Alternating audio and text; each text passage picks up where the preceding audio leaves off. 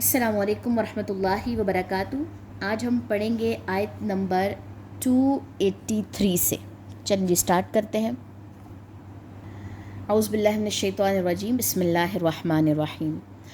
وَإِن اور اگر کنتم ہو تم علی سفرین سفر پر، ولم اور نہ تاجدو تم پاؤ کاتبن کوئی کاتب، فریحان تو رہن رکھنا ہے، مقبوضتن قبضہ میں دی ہوئی چیز، یعنی کہ اگر تم سفر میں ہو، وہاں پہ آپ کو ضرورت پڑ گئی ہے کسی سے کچھ چیز لینے کی، تو پھر کیا کرو، اور تمہارے پاس کاتب بھی نہ ہو، کوئی لکھنے والا نہ ہو، تو تم کیا کرو، رہن رکھ لو۔ یعنی کہ آپ اگر کسی کی کوئی چیز رکھ لیتے ہیں، جیسے گروی والا ورڈ جو یوز ہوتا ہے، ٹھیک ہے۔ فَإِن پھر اگر امینہ اعتبار کرے بعضکم بعض تمہارے، بعضاً بعض پر، فل یؤد الذی تو چاہیے کہ ادا کرے، الذی وہ جو اؤتمنہ یہاں پہ پیش آئے گی تا کی وجہ سے، تا کی پیش کے، اؤتمنہ امین بنایا گیا، امانتہ اس کی امانت کو، ولیتقی اور چاہیے کہ وہ ڈرے اللہ سے، ربہ جو رب ہے اس کا، ولا اور نہ تکتمو تم چھپاؤ، الشہادۃ گواہی کو، ومن اور جو کوئی یکتمھا چھپائے گا اسے، فإنہ تو بے شک وہ آثم گناہ گار ہے، قلبہ دل اس کا، واللہ اور اللہ بما اسے جو تعملون تم عمل کرتے ہو، علیم خوب جاننے والا ہے۔ ٹھیک ہے جی۔ اس کے بعد کہا گیا کہ پھر اگر اعتبار کرے بعض تمہارے بعض پر، تو چاہیے کہ ادا کرے وہ جو امین بنایا گیا اس کی امانت کو، اور چاہیے کہ وہ اللہ سے ڈرے جو رب ہے تمہارا۔ ٹھیک ہے، یہاں پہ وہی بات بتائی گئی ہے کہ اعتبار اور بھروسے کی بات ہے، جس کو امین بنایا گیا اس کے پاس اگر آپ گروی رکھتے ہیں قبضے میں دی ہوئی چیز کو، اور نہ تم چھپاؤ گواہی کو، اور جو کوئی چھپائے گا تو بے شک پھر وہ کیا ہے، اس کا دل جو ہے وہ گناہ گار ہے۔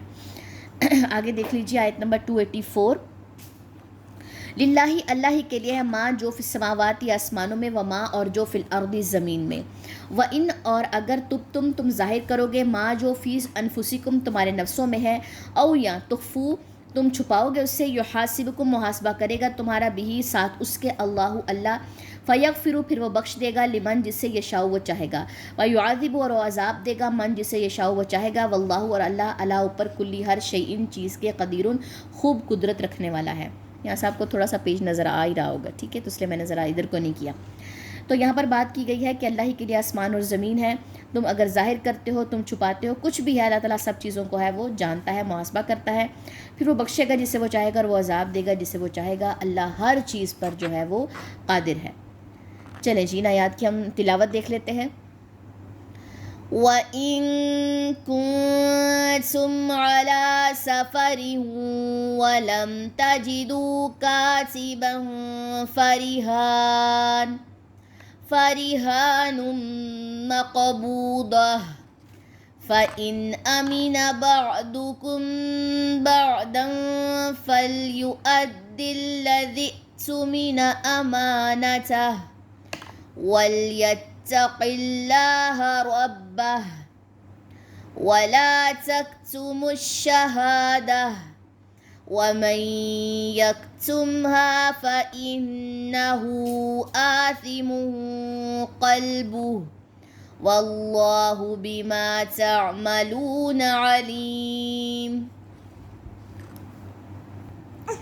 لِلَّهِ مَا فِي السَّمَاوَاتِ وَمَا فِي الْأَرْضِ وَإِن تُبْدُوا مَا فِي أَنفُسِكُمْ أَوْ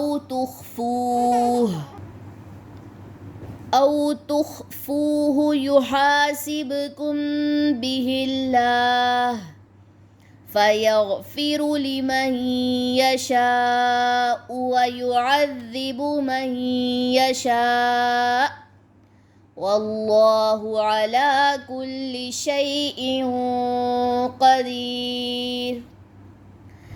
چلیں جی، سبحانک اللہم وبحمدک، اشہد ان لا الہ الا انت، استغفرک واتوب الیک۔ السلام علیکم ورحمۃ اللہ وبرکاتہ۔